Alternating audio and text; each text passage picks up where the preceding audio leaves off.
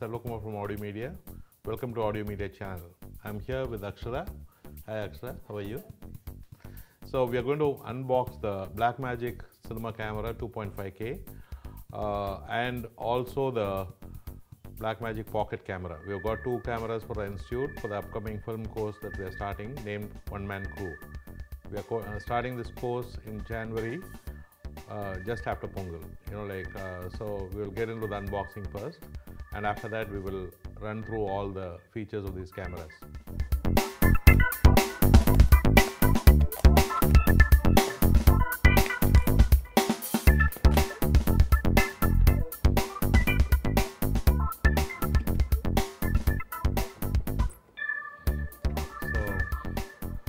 Opened up the box, unboxed all the content. All the content are placed here. So first, this is the power adapter, a very important part of this whole setup. It's got different tips for different areas of the world. So when you go to Singapore, probably use this plug, and there's a plug for US, and this is for India, stuff like that. So that's one main item. Then of course the camera itself, the camera solid as a brick.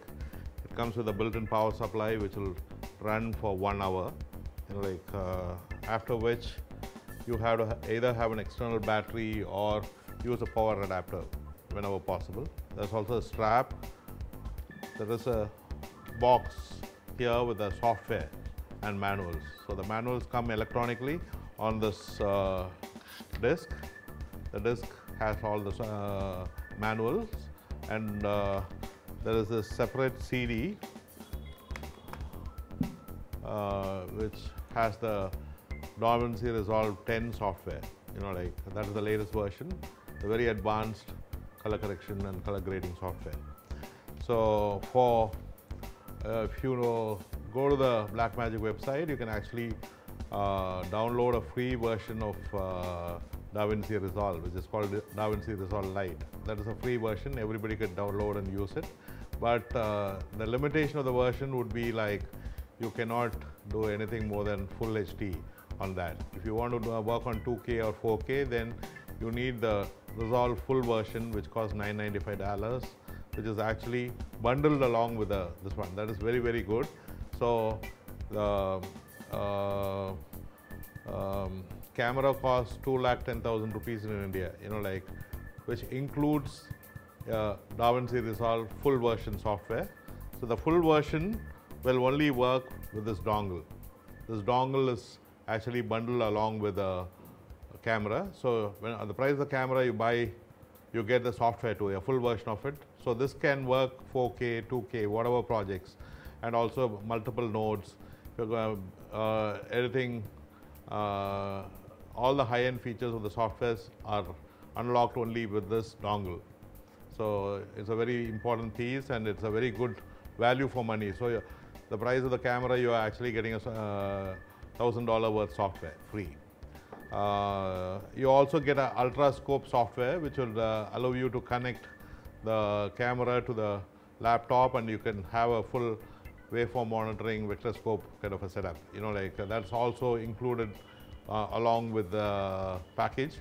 So you get the ultrascope software, which is separately $500. Then you get the DaVinci Resolve full version software, which is $1,000. It is all bundled with the camera. It's a very good value for money. It's 2,10,000 rupees in India with Indian warranty, and the distributor for this product is Aditya Infotech, and the distributor in South India is Ratna Photo Impex. They're a store in Ellis Road, and also they have a store in Vadapalni. So they are the people who had supplied this camera for us. So now me and Akshara will go through all the features of the camera and the various inputs and outputs in this camera and file formats, etc. Akshara is having the camera in her hand. She's going to ask me some questions about the camera. So what are the file formats in which this camera records? Yeah.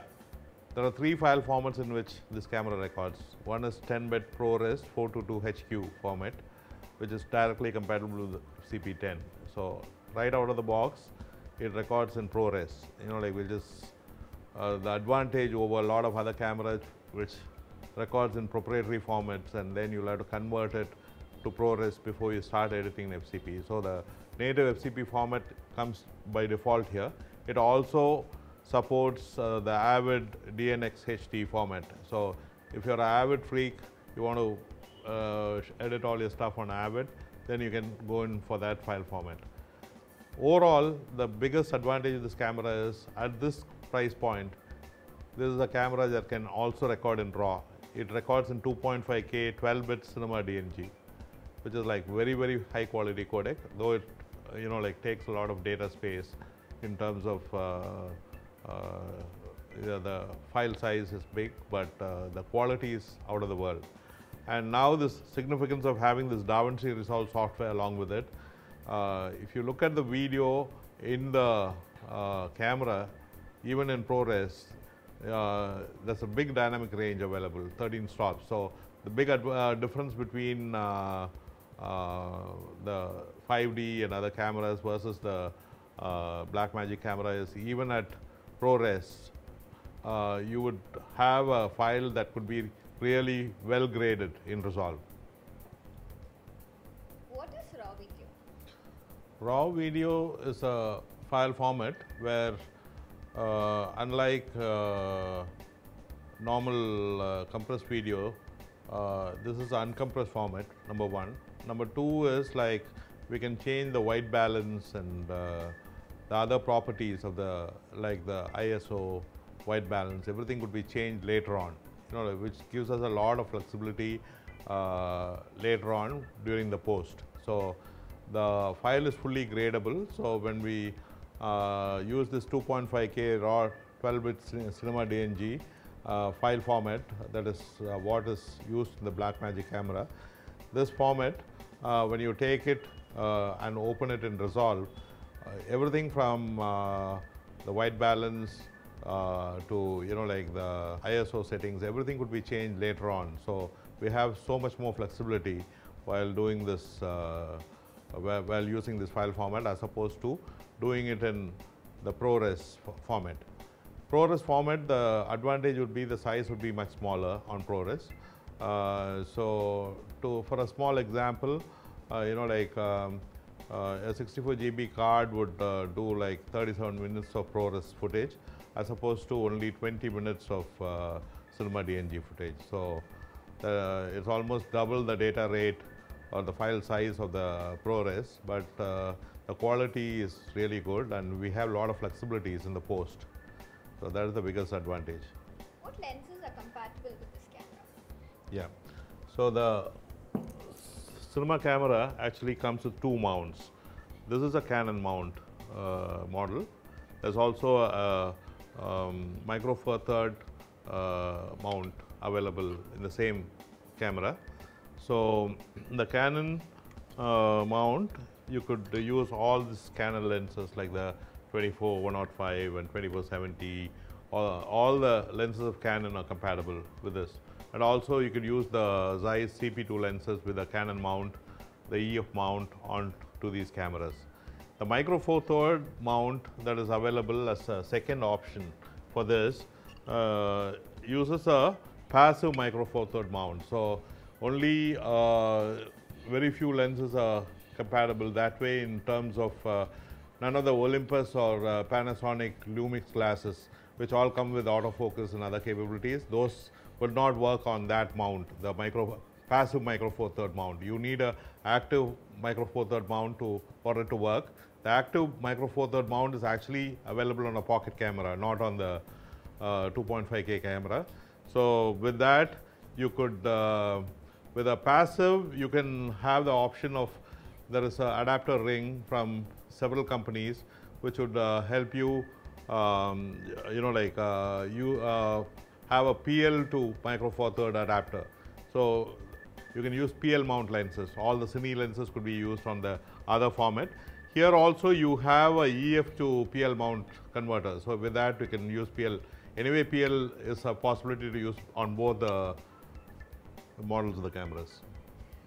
On what media does the recording happen? So now if you see here, if you see there's a door here, you open it, you can buy a SSD hard disk from the computer market, but not, of course, all the SSDs are not compatible. There are qualified SSDs that are available on the Blackmagic website. So you'll have to see the list of, there are certain of the HyperX Kingston make SSDs compatible. SanDisk Extreme is also compatible. There are a couple of them, you can directly put it inside. You can, it comes in capacities of 64 GB, 120 GB, 240 GB, up to 480 GB. And now even a 1 TB has come out, so all kind of formats are available. Unlike the lot of companies who do proprietary media for recording the thing, media that is available in the computer market is what you require to record stuff inside. So that's a big advantage with this camera. How do you navigate the menus in the camera? So the camera's got a touch screen, so that's the biggest advantage of this camera. So in the default screen, you press the menu button. Then you have the camera settings menu where the camera ID is there, date and time is there, ISO settings could be changed, white balance settings could be changed, and shutter angle. Shutter angle is like shutter speed. Shutter angle is more a cinematography way of expressing the shutter speed. So all these are there, and all the settings could be accessed and changed by touch screen. So white balance and ISO are there because, as I told you, the camera records in 3 formats. It records in ProRes, DNS, HD, and the RAW. Only in RAW you could select all the settings later on in the post, but when it's going to be in the ProRes format, you'll have to set the white balance and the ISO settings beforehand. So that is the reason why these settings are all there. The next menu is all the audio settings. So you have a microphone input, input 1 level, input 2 level, speaker volume and stuff like that. The third menu, the recording setup, here you have the recording format, which is ProRes, DNX HD, and RAW 2.5K. The dynamic range is always film when it is the 2.5K format, but when you go to the ProRes formats, you can have a video dynamic range as well. And the frame rate is variable between 24 FPS, 25, 29.97, 30, and also at 23.98. Right from 23.98 to 30 FPS. All these frame rates are supported, and also a very convenient time-lapse mode is also there. So you could do your time lapses right from the camera, and the whole time-lapse sequence can be set to 2 frames, 3 frames, whatever you want. So for time-lapse, it keeps taking stills once in all the predefined intervals. We set it to 3 frames. Once in 3 frames, it keeps capturing a still. Finally, when you put it off, all the frames will appear as a video. So that's a big advantage. And then you also have the display settings where you can have the dynamic range set to video or film. The film will be much more washed out, black and white kind of image. I suppose the video would be like, if you are planning to shoot something on the camera and you don't have the time to, do color correction on resolve and stuff like that, the shortcut for you would be to use the video mode as the dynamic range, set up the frame rate to 25 frames, and also the dynamic range in the display setting also set it up as video. Then you get a very bright video, you don't need to do much post-production. The video by itself is saturated and very nice. You can just use it like that. Then you also have a zebra settings, so you can set up the zebra right from 75%, 80, 85, 90, 95, and 100%. Then the SDI overlays, you can off it off. So it is possible for you to even record through SDI. If you're using a mixer, kind of a live setup where you have a SDI switcher, you can take the output from the SDI output, go into the switcher, and then you can, have the overlay off, so the video could be recorded through the switcher to some other recorder than recording from the internal SSD. The overlay, you can also set the thing to guides, so the guides will be visible on this one. that is useful if you are going to have an external viewfinder or a monitor. So all these options are available and it's very simple to use. You have a focus button here on top. So once you click the focus button, it works. The peaking mode is on. So you can do the focus peaking, and the iris button is on the left hand side. You click on that and use the move forward and move backward keys in the camera to navigate to the different aperture settings in the Canon lenses. So all the menus are available just inside this one thing. It's so easy to use. What are the inputs and outputs in the camera? So now the first input is a remote input here. So this actually can accept a LANC, LANC is the name of the cable. The device is made by a company called Manfrotto, which also makes tripods and all those things. If you put that cable with a controller, the controller will be on the tripod handle and the cable goes inside the remote. From here, from the handle, you could control things like the focus. You can zoom in, zoom out the lens. All that functions are available on remote control. That is the remote jack. The next jack is a headphone jack, of course. Headphone is a mini EP, so a small headphone, the headphone with a mini EP pin could go into here. Then the audio input is two phono inputs, both are balanced inputs. It's a stereo phono jack, P38 jacks. And then you have a SDI output, which is the very high quality output. The video goes out of SDI as opposed to HDMI in a lot of the consumer model cameras. The SDI out can go into a viewfinder if required or to an external monitor, a bigger broadcast monitor. Then you have the Thunderbolt cable here, which is the new interface for the Mac, which allows data rate transfers as much as 10 Mbps connection between the Mac and this one. So connecting this there, it is possible to also use ultrascope software to see a waveform monitor vectorscope reading from the camera. And the last connector here is the power connector.